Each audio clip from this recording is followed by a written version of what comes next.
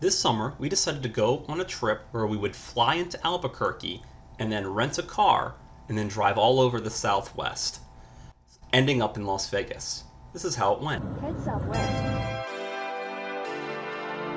Hello, we're on our first leg of our trip to the Southwest. Right now we are in Denver Airport. We're on a 2-hour delay due to some mechanical failures from our plane.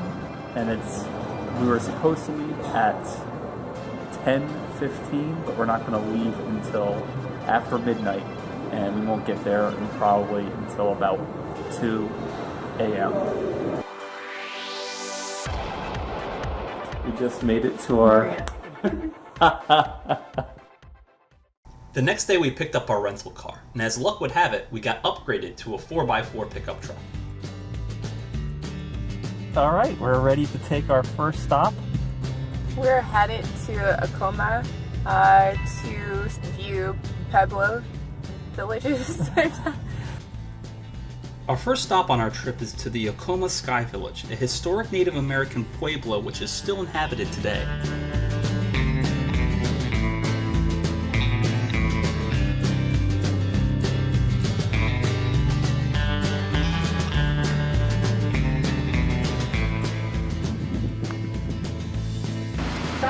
Thank you for visiting Acoma Sky City and enjoy your tour.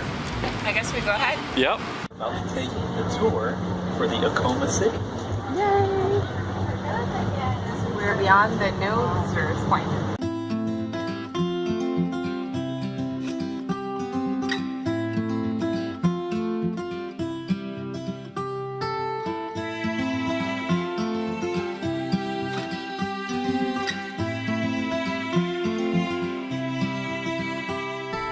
Once your tour starts, your tour guide will walk you through the city. You can't video record on the tour, but can take pictures.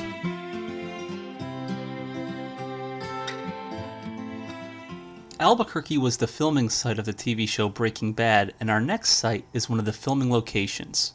This is the filming site of Breaking Bad, Walter White's house, and the story is the couple that live there just sit outside the house all the time and try to chase people away that try to take pictures out from their house, but we're going to take a look and see if that's true. All right, here we go. Let's go see if their garage door is open and if they're sitting out there. Your destination is on Garage is open and someone is sitting out. It's completely true. It's completely true. They just sit out there waiting for people to come up to their house. And our final stop in New Mexico is Jesse Pinkman's house from Breaking Bad. Our next day will be the busiest driving day of the trip, driving from Albuquerque all the way to Blanding, Utah, and stopping at all the sites in between. Our first stop along the way is Ship Rock in northwest New Mexico.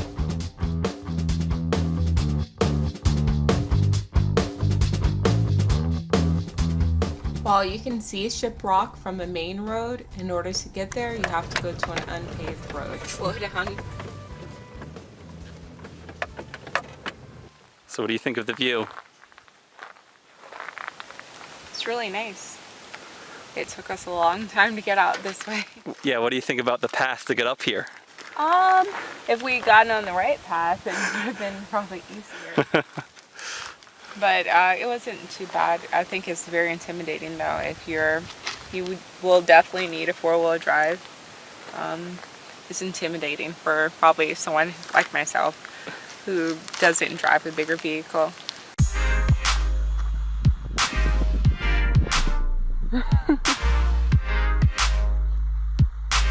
There you are.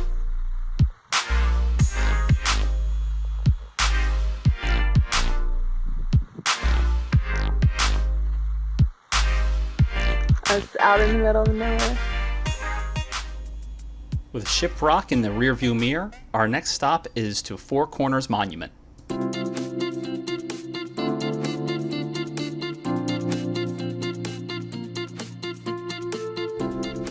Four Corners is a very simple monument. You stand in line with everyone else that wants to stand on the Four Corners Monument, then you get your chance to take your picture in 4 states at once, or do whatever else you might want to do in 4 states at once. Our final destination of the day is in Utah, Hovenweep National Monument. Alright guys, we made it to Hovenweep. What makes Hovenweep so special is that this is the oldest known masonry in the whole United States. It's estimated at least 800 years old is how old these buildings are, and they're still standing today, built by native peoples 800 plus years ago. After spending the night in Blanding, Utah, our next stop of the next day is at Edge of the Cedars State Park. Okay, we're at the Edge of the Cedars State Park, and the reason it's called that, as you can see on this side, they have trees growing, different types of trees and cedars. And then over on this side, it's sort of right where the line is, and then we don't get the trees anymore. It's more of a grassland on this side. But the main attraction actually isn't the trees, it's the architecture. And this is what they call a kiva.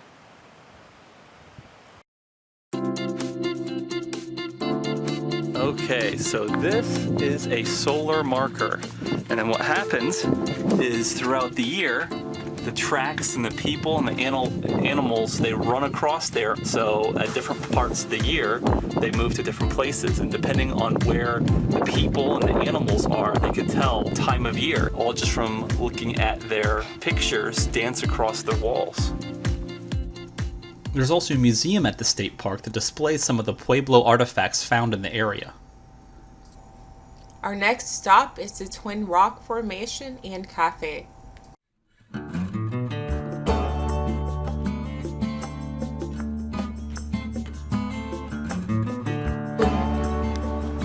This is the Twin Rocks Cafe.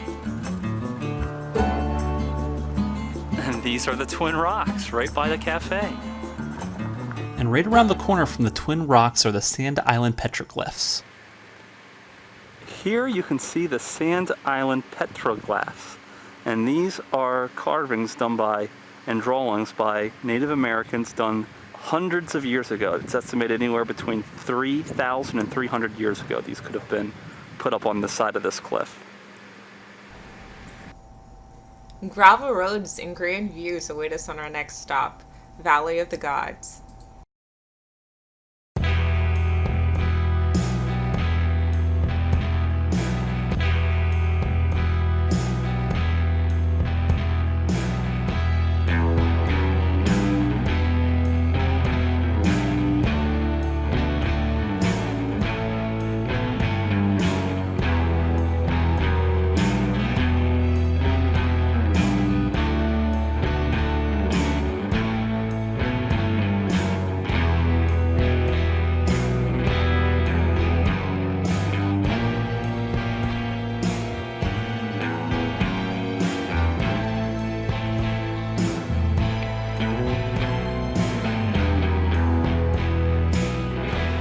While it's not required that you have a 4x4 vehicle to get through the Valley of the Gods, it's recommended that you have something with some ground clearance to get through some of the precarious parts of the trail.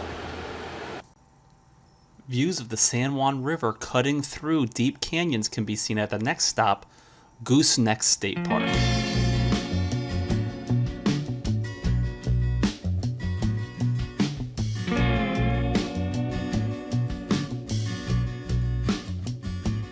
And right around the corner we can see the view of our next stop at Mexican Hat Rock Formation. Halfway between Mexican Rock and Monument Valley, we're going to stop on a stretch of road that has become known as Forrest Gump Point.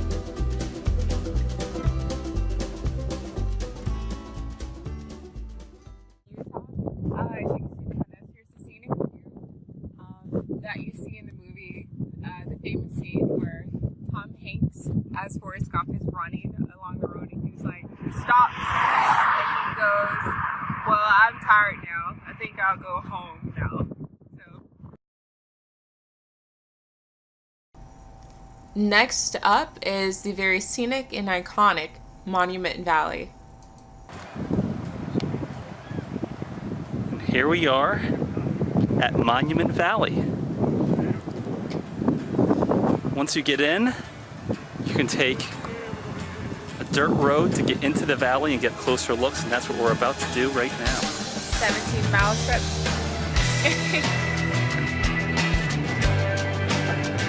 Probably the best place that we'll get elementary. Right.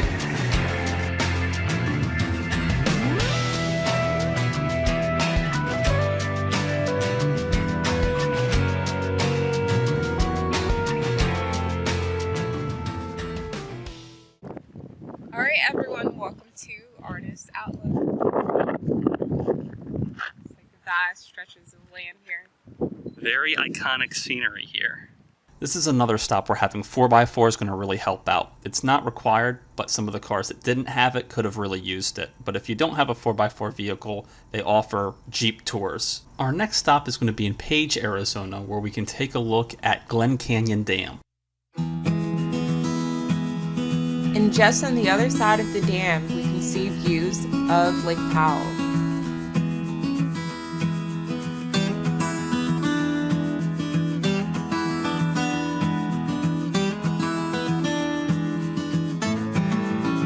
After spending the night in Page, Arizona, we head for our tour of Antelope Canyon. Okay, we're here at Antelope Canyon. Now we're not allowed to take our video camera in with us, but we're going to take a few photos and explore the area. You drive down to a little parking lot area, and then you wait for your guided tour, and they take you through the canyon.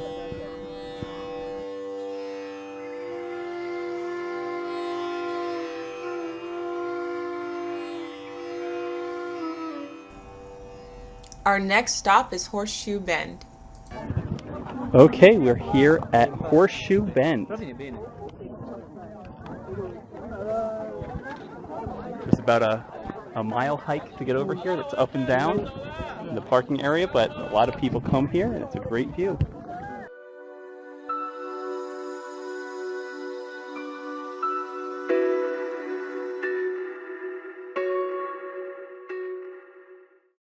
As we make our way towards the Grand Canyon, we pull over to look out at the Little Colorado River Navajo Tribal Park.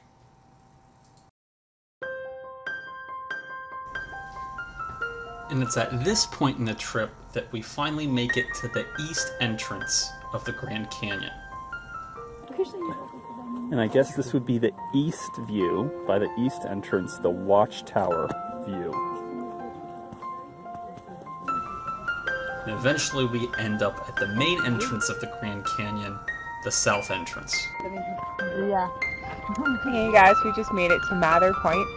As you can see, this is like the main attraction here at the Grand Canyon. So we're going to go the rim trail a bit more, but like here you can see like this crazy expanse.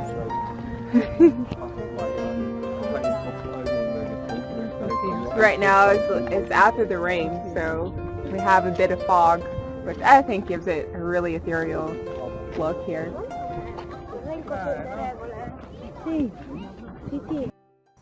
After the Grand Canyon, we head for Flagstaff to spend the night, and then the next day continue east to Meteor Crater.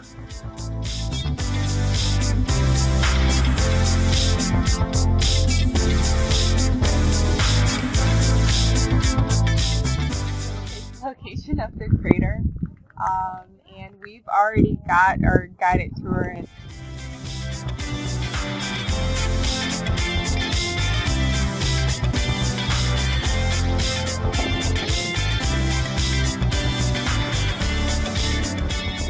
Our next stop inside the city of Flagstaff is the Lowell Observatory, where we got to view the telescope where Pluto was discovered and lectures about space and Mars. Next we head to Chloride, an old mining town.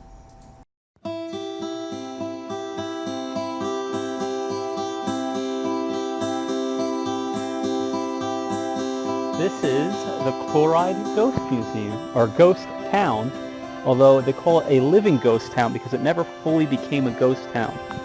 People still live in this town to this day, you can see down this way, but this is the old section that boomed with a population of 2,000 people at its peak when they were mining for gold and silver. Our last stop before Las Vegas is through the Hoover Dam. Okay, we're here on top of the Pat Tillman Bridge. overlooking the Hoover Dam. It crosses over the border of Nevada and Arizona. We're going to see if we can drive across it.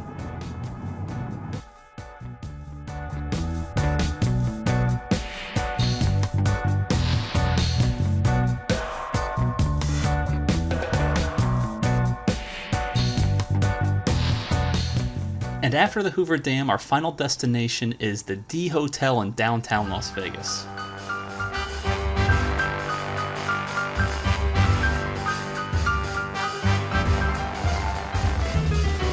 Once inside Las Vegas, there's an unlimited amount of iconic things to see and experience.